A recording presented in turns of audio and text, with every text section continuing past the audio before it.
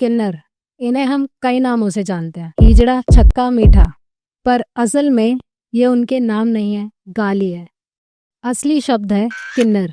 किन्नर शब्द आया है संस्कृत के किम और नर से, जिसका मतलब भी होता है एक सवाल। ये क्या इंसान है? ये सवाल ही बताता है कि समाज ने इन्हें समझने से पहले सवाल उठाया है। जहाँ दुनिया इनको पैदा होते ही धुतकारती है, माँ बाप एक्सेप्ट करने से नकार देते हैं, कुछ कूड़े में फेंक देते हैं या कुछ अनाथ आश्रम में छोड़ के आ जाते हैं, जैसे किसी ने जन्म ही ना लिया हो। और वहीं दूसरी तरफ जब ये बड़े हो जाते हैं तो लोग इनके आशीर्वाद के लिए तरसते हैं। कहा जाता है कि इनका आशीर्वाद बहुत शुभ होता है। अब थोड़ा फ्लैशबैक में चलते हैं और जानते हैं कि इनका आशीर्वाद इतना शुभ है क्यों। बात है त्रेता युग की, जब रावण का अंत हो चुका था। जब श्री राम लंका विजय के बाद अयोध्या लौट रहे थे, उन्होंने कहा पुरुष और स्त्री वापस चले जाएं। सब चले गए पर कुछ लोग वहीं खड़े रहे, क्योंकि वो तो ना पुरुष थे और ना स्त्री, वो थे किन्नर। उनकी निष्ठा और भक्ति से प्रभावित होकर राम जी ने उन्हें एक वरदान दिया, तुम्हारा आशीर्वाद सदैव फलित होगा।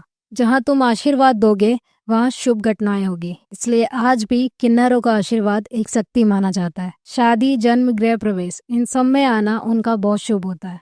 अब बात कर लेते हैं इनके जन्म की। जन्म के वक्त दो ही बातें होती हैं, या तो लड़का होगा या तो लड़की।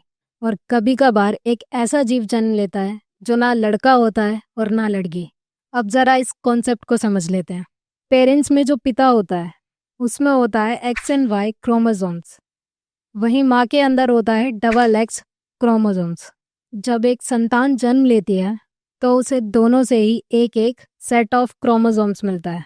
अगर पिता से वाई और माँ से एक्स मिलता है तो जन्म लेता है लड़का, वहीं अगर दोनों से एक्स मिलता है तो जन्म लेती है लड़की। यही आता है थोड़ा सा ट्विस्ट। अगर एक्स एक्स वाई या एक्स एंड डबल वाई होता है तब जन्म लेता है एक ट्रांसजेंडर, यानी कि किन्नर। ये लोग एक अलग समुदाय में रहते हैं जिसका अपना एक अलग गुरु चेला परंपरा है और एक कोड ऑफ लाइफ होता है। लेकिन हर किन्नर घर घर जाकर आशीर्वाद नहीं देता, सभी के पास ये मौका नहीं होता। कुछ किन्नरों के पास पैसे, सम्मान और इज्जत है, लेकिन कुछ लोग सड़कों पर भीख मांगने पर मजबूर हैं, तो कुछ अपने आप को बेचने पर। क्यों? बचपन से उन्हें स्कूल में बुली किया जाता है, परिवार अपनाता नहीं, नौकरी मिलती नहीं, और जब जीने के लिए रास्ता नहीं बचता तो सड़क बचती है। पहले हर किन्नर किसी गुरु के अंडर ट्रेनिंग करता था, रिचुअल सीखता था, सोसाइटी एक्सेप्ट करती थी।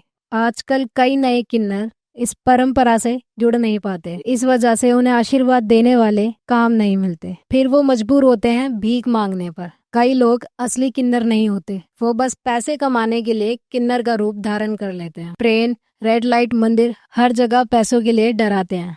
उनकी वजह से असली किन्नर समुदाय की इमेज खराब होती है। सब किन्नर दुखी नहीं होते। आज कई किन्नर एजुकेशन ले रहे हैं, पॉलिटिक्स में जा रहे हैं, एनजीओ चला रहे हैं और अपनी कम्युनिटी के लिए लड़ रहे हैं। शबनम मौसी पहली transgender MLA, Gauri Sawant supreme court में ट्रांसजेंडर के लिए लड़ने वाली पहली एक्टिविस्ट, लक्ष्मी नारायण त्रिपाठी यूएन तक जाकर अपना केस रखवाने वाली किन्नर। ये लोग दिखाते हैं कि ये बेशक एक शरीर अलग है, लेकिन ध्यान से देखा जाए तो इसमें आदमी और औरत दोनों की शक्ति है। न जाने ये समाज इन्हें कब एक्सेप्ट करेगा। हम भगवान विष्णु के वराह अवतार या फिर नरसिंह के अवतार, जो आधा शेर आधा मनुष्य, अगर हम इनकी पूजा कर सकते हैं तो भगवान शिव के अर्धनारी की क्यों नहीं? कब तक गालियां दोगे? सच्चाई तो यही है, ये हमारे साथ थे, हमारे साथ हैं और हमारे साथ ही रहेंगे। अंततः वो भी एक इंसान है।